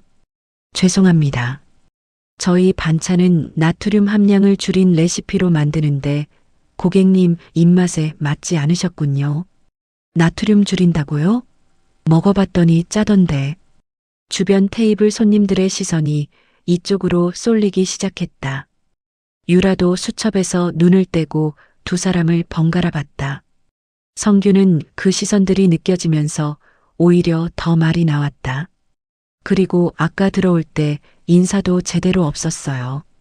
작은 가게일수록 기본 서비스가 돼야 하는 거 아닌가요? 이래서 브랜드가 되겠어요? 지연은 잠깐 아무 말도 하지 않았다. 성규는 그 침묵이 자신의 말이 먹혔다는 뜻으로 받아들였다. 그런데 지연이 말했다. 불편하셨다면 죄송합니다.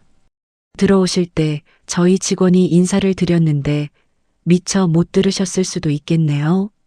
못 들었으면 다시 해야죠. 말씀 새겨 듣겠습니다. 지연은 고개를 가볍게 숙이고 다시 안쪽으로 걸어갔다.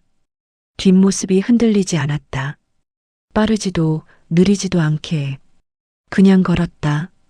성규는 그 뒷모습을 바라보다가 유라 쪽으로 시선을 돌렸다. 유라는 수첩을 내려놓고 성균을 보고 있었다. 대표님, 저분이 아까 말씀하신 맞아요. 아. 유라는 그 이상 말하지 않았다. 표정을 읽기가 어려웠다. 성규는 다시 접시를 들었다. 무언가를 증명한 것 같기도 했고 아무것도 되지 않은 것 같기도 했다. 성균이 자리에서 다시 목소리를 높이려던 순간이었다. 가게 문이 열렸다. 정장을 입은 사람들이 들어왔다. 2명이었는데 서류 가방을 들고 있었다. 분위기가 달랐다. 손님이 아닌 것 같았다. 그들은 들어서자마자 직원에게 뭔가를 물었고 직원이 안쪽을 향해 불렀다. 대표님, 손님 오셨어요.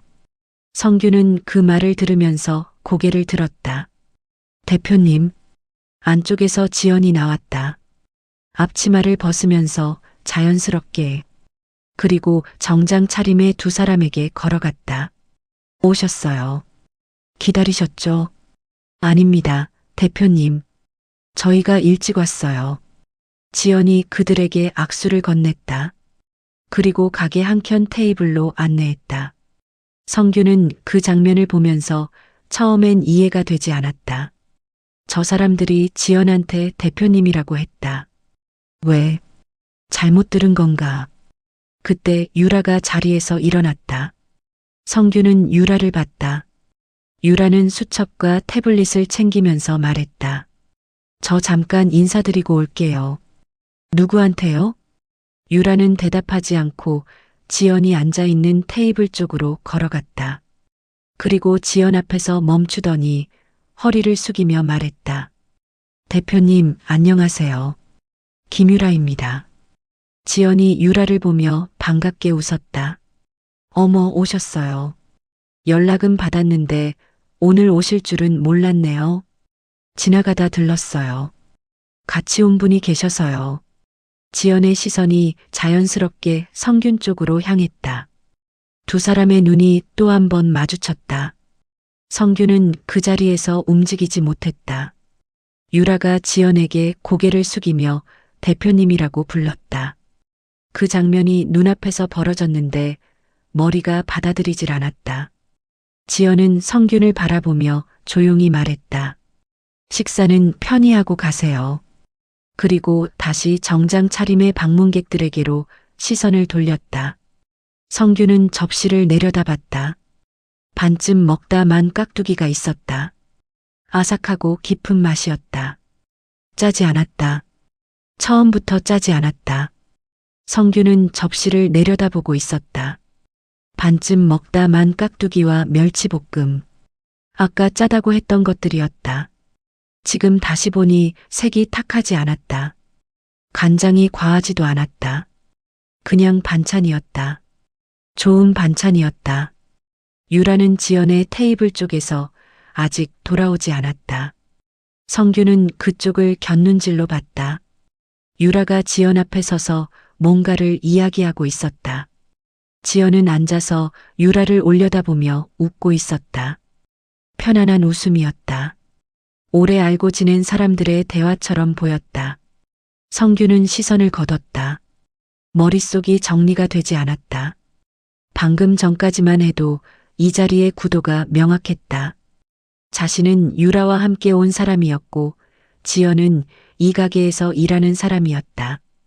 그 구도 안에서 자신이 어느 위치인지도 알고 있었다. 그런데 유라가 지연에게 허리를 숙이는 순간 그 구도가 통째로 흔들렸다. 유라가 테이블로 돌아왔다. 자리에 앉으며 태블릿을 펼쳤다. 성규는 기다렸다가 입을 열었다. 저 사람을 알아요? 유라는 태블릿에서 눈을 들었다. 네.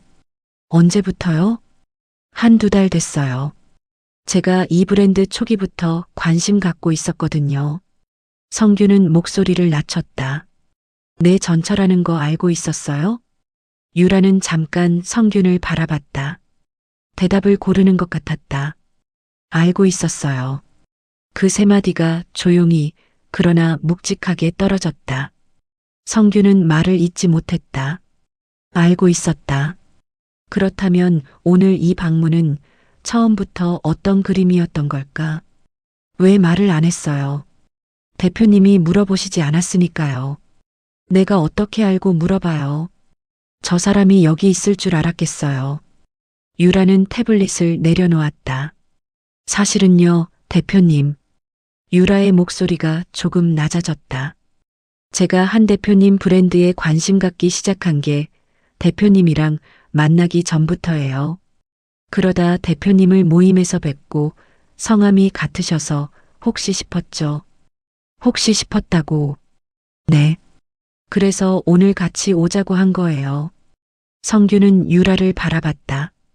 그 눈빛에서 뭔가를 읽으려 했지만 유라는 표정이 고요했다. 그게 무슨 뜻이에요, 지금? 오 대표님이 직접 보시는 게 맞겠다 싶었어요. 말로 설명하는 것보다. 성규는 더 이상 묻지 않았다. 무엇을 더 물어야 할지 몰랐다. 지연의 테이블에서는 미팅이 계속되고 있었다. 정장 차림의 두 사람 중 한 명이 서류를 펼쳐 지연에게 설명하고 있었다. 지연은 서류를 들여다보다가 한 부분을 짚으며 뭔가를 말했다. 상대방이 고개를 끄덕였다. 다시 지연이 말했다. 이번엔 상대방이 옆 사람과 눈을 맞추더니 웃으며 고개를 끄덕였다. 성규는 그 장면을 보면서 이상한 감각에 빠졌다. 저게 지연이 맞나? 저 사람이 평생 자신의 말 한마디에 고개를 숙이던 그 사람인가? 서류를 짚으며 설명하고 상대방의 고개를 끄덕이게 만드는 저 사람이. 유라가 조용히 말했다. 한 대표님, 대단한 분이에요. 성규는 시선을 거두지 않은 채 물었다. 어떤 점이요? 저 브랜드 시작한 지 얼마 안 됐거든요. 근데 단골 충성도가 높아요. 단순히 맛 때문만이 아니에요. 한 대표님이 직접 손님들과 관계를 만들어 온 거거든요. 그게 숫자로 보이기 시작하면서 저도 진지하게 보게 됐고요. 그게 사업이 돼요? 이미 되고 있어요. 성규는 그 말을 듣고도 바로 받아들이기가 어려웠다. 지연이 사업을 한다. 지연이 브랜드를 만들었다. 지연이 저 자리에서 미팅을 하고 있다. 하나하나는 이해가 됐는데 전부를 합쳐서 받아들이는 게 쉽지 않았다. 얼마나 됐어요, 저 브랜드. 본격적으로 시작한 건 1년 조금 넘었어요.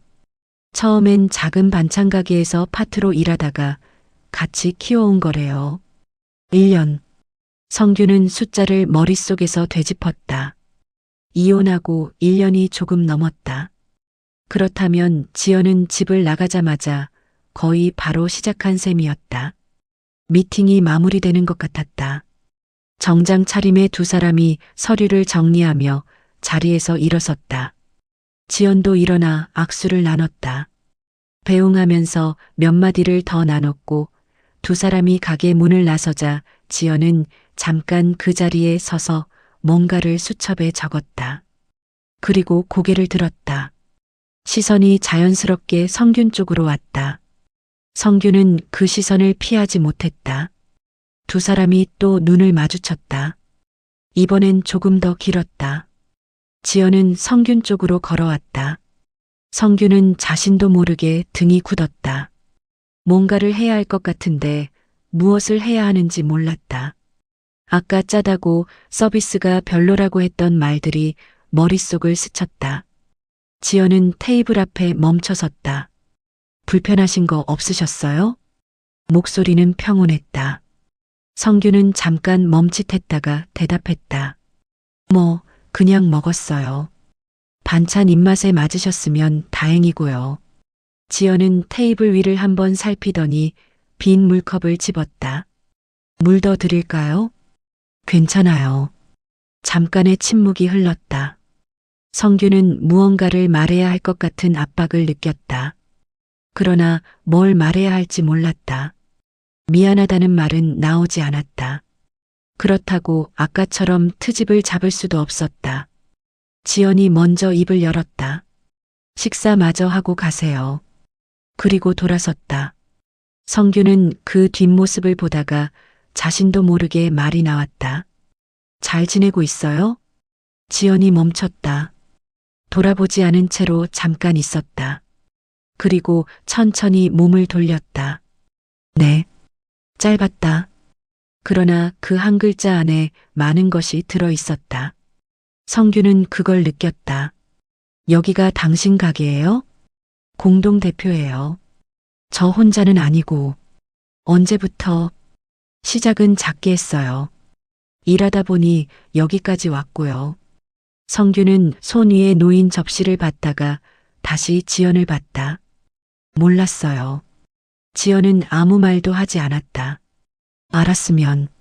성규는 문장을 끝내지 못했다. 알았으면 어쩔 뻔했냐는 건지, 알았으면 달랐을 거라는 건지 자신도 몰랐다. 지연이 조용히 말했다. 알았어도 달라졌을 것 같진 않아요. 그 말이 성균의 가슴 한가운데를 건드렸다. 반박하고 싶었는데 반박이 나오지 않았다. 왜냐면 지연의 말이 맞을 가능성이 높다는 걸 성균 스스로도 알고 있었기 때문이었다. 유라가 지연에게 다가갔다.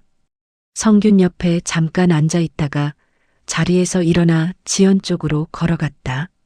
성균은 그 모습을 지켜봤다. 한 대표님, 오늘 갑자기 들러서 죄송해요. 일부러 약속 잡고 오려다가 지나가는 길에 들르게 됐네요. 아니에요. 반갑습니다. 오늘 미팅은 어떻게 됐어요? 잘 된 것 같던데. 좋은 방향으로 이야기가 됐어요. 다음 주에 한 번 더 보기로 했고요. 어느 쪽이에요, 혹시? 지연은 잠깐 생각하다가 말했다. 유통 쪽이에요. 온라인 채널 확대하는 부분으로요. 유라가 눈이 밝아졌다. 그쪽이랑 연결되면 규모가 달라지겠는데요. 저도 그쪽 검토를 하고 있었거든요. 그래요? 나중에 같이 이야기해봐요. 도움이 될 것 같으면. 두 사람의 대화가 자연스럽게 이어졌다. 성규는 그 대화를 들으면서 자신이 그 안에 없다는 걸 느꼈다. 끼어들 자리가 없었다. 아니, 끼어들 자격이 있는지도 몰랐다. 유라가 다시 성균 쪽을 돌아봤다. 대표님, 저 한 대표님이랑 잠깐 더 이야기 나눠도 될까요? 여쭤볼 게 있어서요. 성규는 고개를 끄덕였다. 그러세요. 유라와 지연이 가게 한켠 테이블에 마주 앉았다. 성규는 혼자 자리에 남았다. 접시를 앞에 두고 할 일이 없었다. 성규는 천천히 남은 반찬을 먹었다. 깍두기를 한 점 집었다. 아삭했다. 아까 짜다고 했던 게 민망했다. 짜지 않았다. 정확히 말하면 간이 깊었다. 짠 것과 간이 깊은 것은 다른 건데 성규는 그 차이를 구분하려 하지 않고 그냥 짜다고 했었다. 멸치볶음을 먹었다. 고소하고 달짝지근했다. 색이 탁하다고 했던 건 빛이 그쪽으로 덜 들어서였다. 반찬 자체의 문제가 아니었다. 다 먹고 나서 성규는 수저를 내려놓았다. 가게를 한번 둘러봤다. 손님이 꾸준히 들어오고 있었다. 평일 오후인데도 들어오는 손님들이 익숙한 듯 접시를 들고 쇼케이스 앞으로 향했다. 처음 온 손님이 아닌 것 같았다. 자주 오는 사람들의 움직임이었다. 직원이 한 손님에게 말했다. 오늘 취나물 새로 들어왔어요. 한번 드셔보세요. 어머, 정말요? 지난번에 그게 너무 맛있었는데. 손님이 반갑게 접시를 가져갔다. 그 모습을 보면서 성규는 생각했다. 이게 단골이구나. 직원이 손님 취향을 기억하고 손님이 특정 반찬을 기다리는 것. 이게 쌓이면 가게가 된다. 그리고 그것은 하루아침에 만들어지는 게 아니었다. 유라가 돌아왔다. 자리에 앉으며 가방을 챙겼다.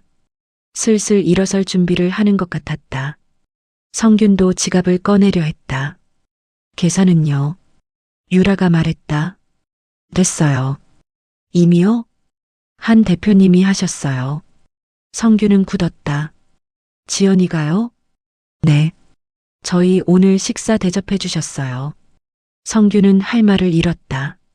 자신이 짜다고 서비스가 별로라고 트집을 잡은 그 자리에 계산을.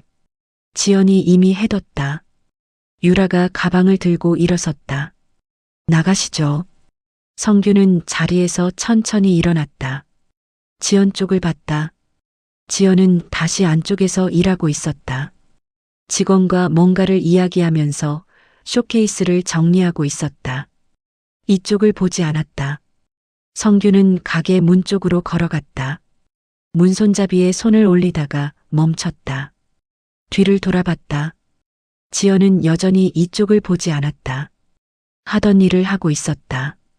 그 모습이 아까 이혼하던 날 집을 나서던 뒷모습과 어딘가 겹쳤다. 흔들리지 않는 뒷모습.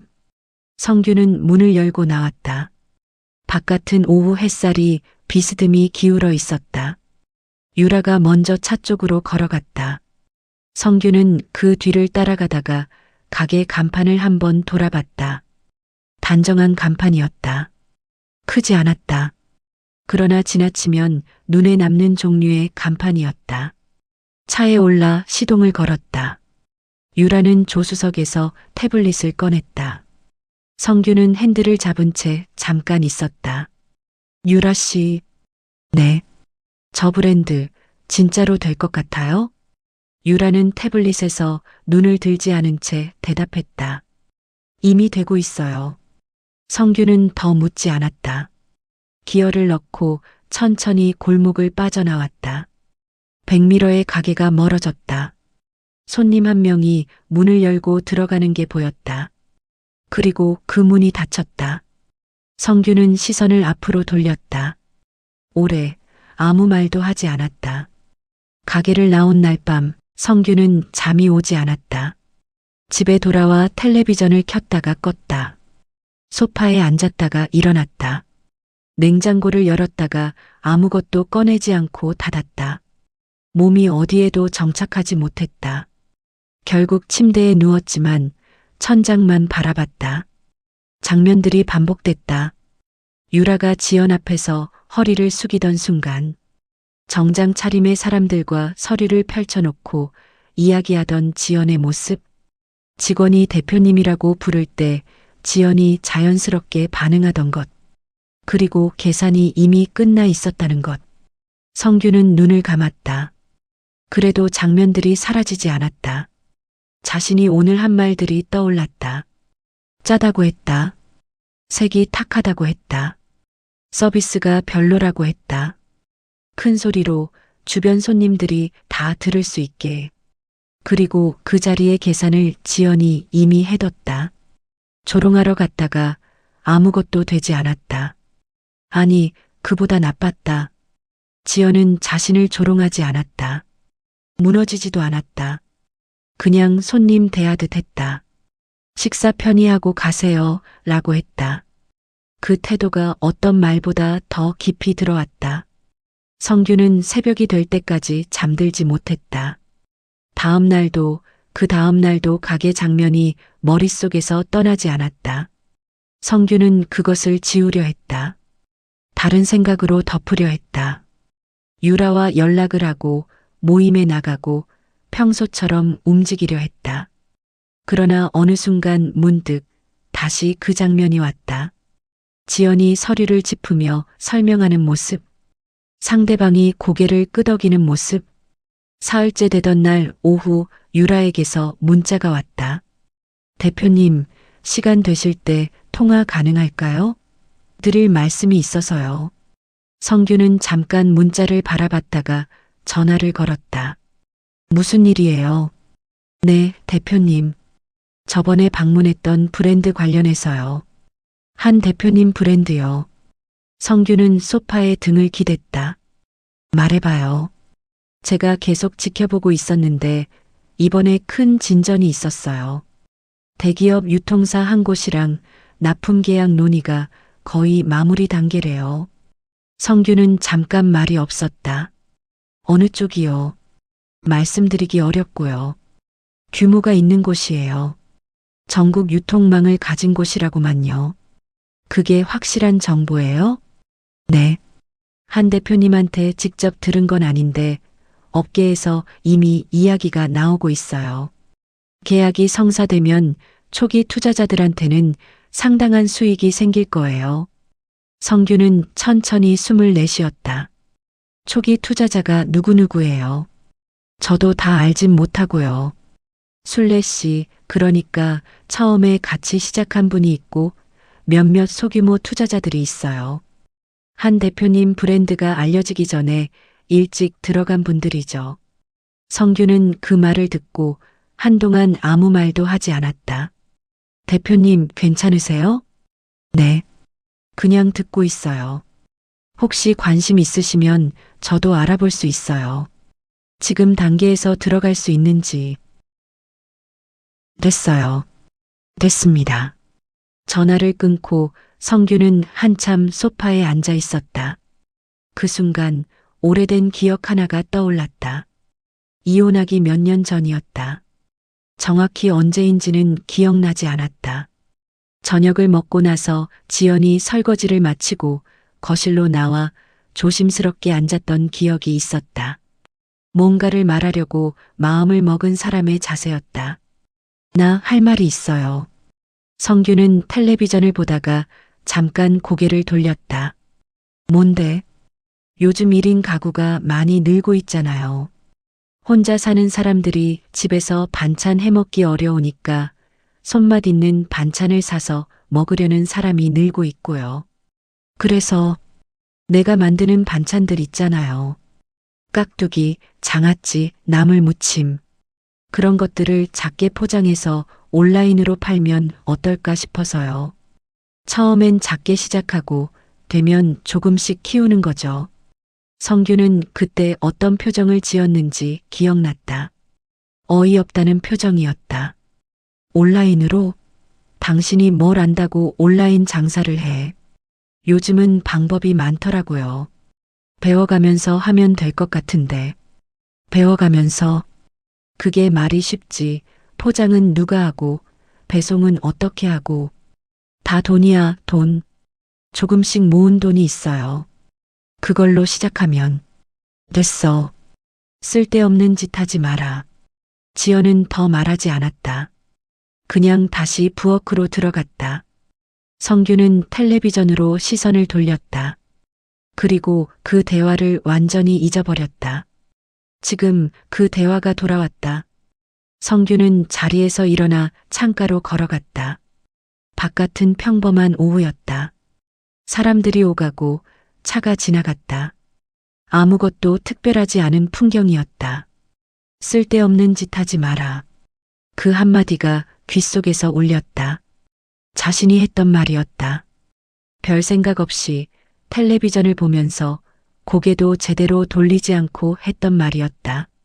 지연이 얼마나 오래 마음을 먹고 꺼낸 말인지 생각해 본 적도 없었다. 그 아이디어가 지금 대기업 유통사와 계약을 앞두고 있었다. 성규는 창문에 손을 짚었다. 유리가 차가웠다. 만약 그때 달랐다면, 쓸데없다고 자르지 않고 한번 들어봤다면, 아니면 말리지만 않았어도 지연이 그 아이디어를 이어갈 수 있는 환경이 됐다면, 그러나 그 생각은 여기서 멈춰야 했다. 가정은 아무 의미가 없었다. 그때는 그렇게 하지 않았고 그것은 돌아오지 않는 시간이었다. 이틀 후 유라에게서 다시 연락이 왔다. 이번엔 문자가 아니라 전화였다. 성규는 망설이다가 받았다. 대표님, 저번에 말씀드린 것 관련해서요. 들어요. 계약이 거의 확정됐다고 해요. 이번 달 안에 서명한다고. 성규는 대답하지 않았다. 대표님? 듣고 있어요. 그리고요. 유라가 잠깐 뜸을 들였다. 사실 한 대표님이 처음에 그 아이디어를 가지고 계셨을 때 주변에서 말린 분이 있으셨다고 하더라고요. 가까운 분이요. 성균의 손이 멈췄다. 그 얘길 어디서 들었어요? 한 대표님이 직접 하신 건 아니고요. 같이 일하는 분한테 들었어요. 처음에 혼자 시작하기 어려웠던 이유 중에 그게 있었다고. 오히려 그게 더 단단하게 만든 것 같다고 하더라고요. 성규는 잠시 말이 없었다. 그게 저한테 하는 말이에요, 지금. 아니요. 유라의 목소리는 담담했다. 그냥 사실이 그렇다는 거예요. 전화가 끊겼다. 성규는 한동안 전화기를 손에 쥔 채 서 있었다. 오히려 그게 더 단단하게 만든 것 같다고. 말린 것이, 막은 것이 오히려 지연을 더 단단하게 만들었다는 말이었다. 그렇다면 자신은 무엇이었나? 방해물이었나? 아니면 그냥 없는 것만 못한 존재였나? 성규는 소파에 앉았다. 등이 무거웠다. 그날 저녁 성규는 오래된 서랍을 열었다. 안쪽 깊숙이 접힌 종이 한 장이 있었다. 꺼내서 펼쳤다. 지연이 그 아이디어를 꺼냈던 날 이후 혼자 적어뒀던 메모였다. 아니, 지연의 메모였다. 짐을 싸고 나갈 때 두고 간 것들 중에 있었는데 버리지 못하고 서랍에 넣어뒀었다. 작은 글씨로 빼곡했다. 반찬 브랜드 아이디어, 타긴 1인 가구, 맞벌이 가정, 시작 품목 깍두기, 장아찌 3종, 나물 무침, 포장 단위 소용량, 유통 온라인 직접 판매 후 지역 매장 확대. 초기 자본 모아둔 돈으로 가능할 것 같음. 한 번쯤 해보고 싶다. 마지막 줄이 눈에 걸렸다. 한 번쯤 해보고 싶다. 성규는 그 글씨를 손가락으로 짚었다. 지연의 글씨였다. 동그랗고 꼼꼼한 지연의 글씨. 이걸 적을 때 지연은 어떤 마음이었을까? 오래 생각하고 적었을 것이다. 말을 꺼내기 전에 혼자 정리하고 숫자도 맞춰보고 가능한지 따져봤을 것이다. 그리고 용기를 냈을 것이다. 그 용기에 성균이 한 말은 쓸데없는 짓 하지 말아였다. 종이를 다시 접었다. 손이 조금 떨렸다. 며칠이 더 지났다. 성규는 그 사이 유라와도 연락이 뜸해졌다. 모임에도 나가지 않았다. 그냥 집에 있었다. 밥을 먹고 창밖을 보고 텔레비전을 켜뒀다가 껐다. 하루가 길었다. 어느 날 오전 그는 오래간만에 밖으로 나갔다. 특별한 목적지가 없었다. 그냥 걸었다. 골목을 지나고 큰 길을 따라가다가 발걸음이 멈춘 곳이 있었다. 지연의 가게 앞이었다. 일부러 온 게 아니었다. 적어도 그렇게 생각하려 했다. 그러나 이 방향으로 걷기 시작한 순간부터 어딘가 알고 있었는지도 몰랐다. 가게 안을 들여다봤다. 오전이었는데도 손님이 있었다. 지연은 안쪽에서 일하고 있었다. 앞치마를 두르고 뭔가를 확인하면서 직원과 이야기를 나누고 있었다. 아까보다 활기차 보였다. 아니, 처음부터 활기찼을 것이다.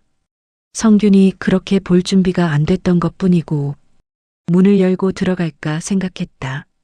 무슨 말을 할지는 몰랐다. 미안하다고 할 수 있을지도 몰랐다. 그 말이 자신에게서 나올 수 있는 말인지조차 확신이 없었다. 한참 서 있다가 성규는 돌아섰다. 발걸음이 무거웠다. 그러나 그것은 예전의 무거움과 달랐다. 예전엔 자존심이 짓눌리는 무거움이었다. 지금은 다른 종류였다. 자신이 얼마나 많은 것을 보지 못했는지, 보려 하지 않았는지, 그 무게였다. 골목을 빠져나오면서 성규는 한 번 더 뒤를 돌아봤다. 가게 간판이 햇빛을 받고 있었다. 단정하고 작고 그러나 분명히 거기 있는 간판이었다. 성규는 시선을 앞으로 돌렸다. 자신이 비웃었던 그날. 무너진 건 지연이 아니었다. 이미 오래전부터 무너지고 있던 건 자신이었다. 그리고 지연은 그 시간 동안 아무도 보지 않는 곳에서 천천히 일어서고 있었다. 그것을 이제야 알았다. 너무 늦었는지도 몰랐다. 아니, 분명히 늦었다. 되돌릴 수 없는 시간이 있고 이미 지나간 기회가 있다. 성규는 그것을 안다고 생각했지만 진짜로 아는 건 지금 이 순간이 처음인 것 같았다. 걸음이 느렸다. 서두를 이유가 없었다. 어디로 가야 할지도 몰랐다. 그냥 걸었다. 오래 그냥 걸었다.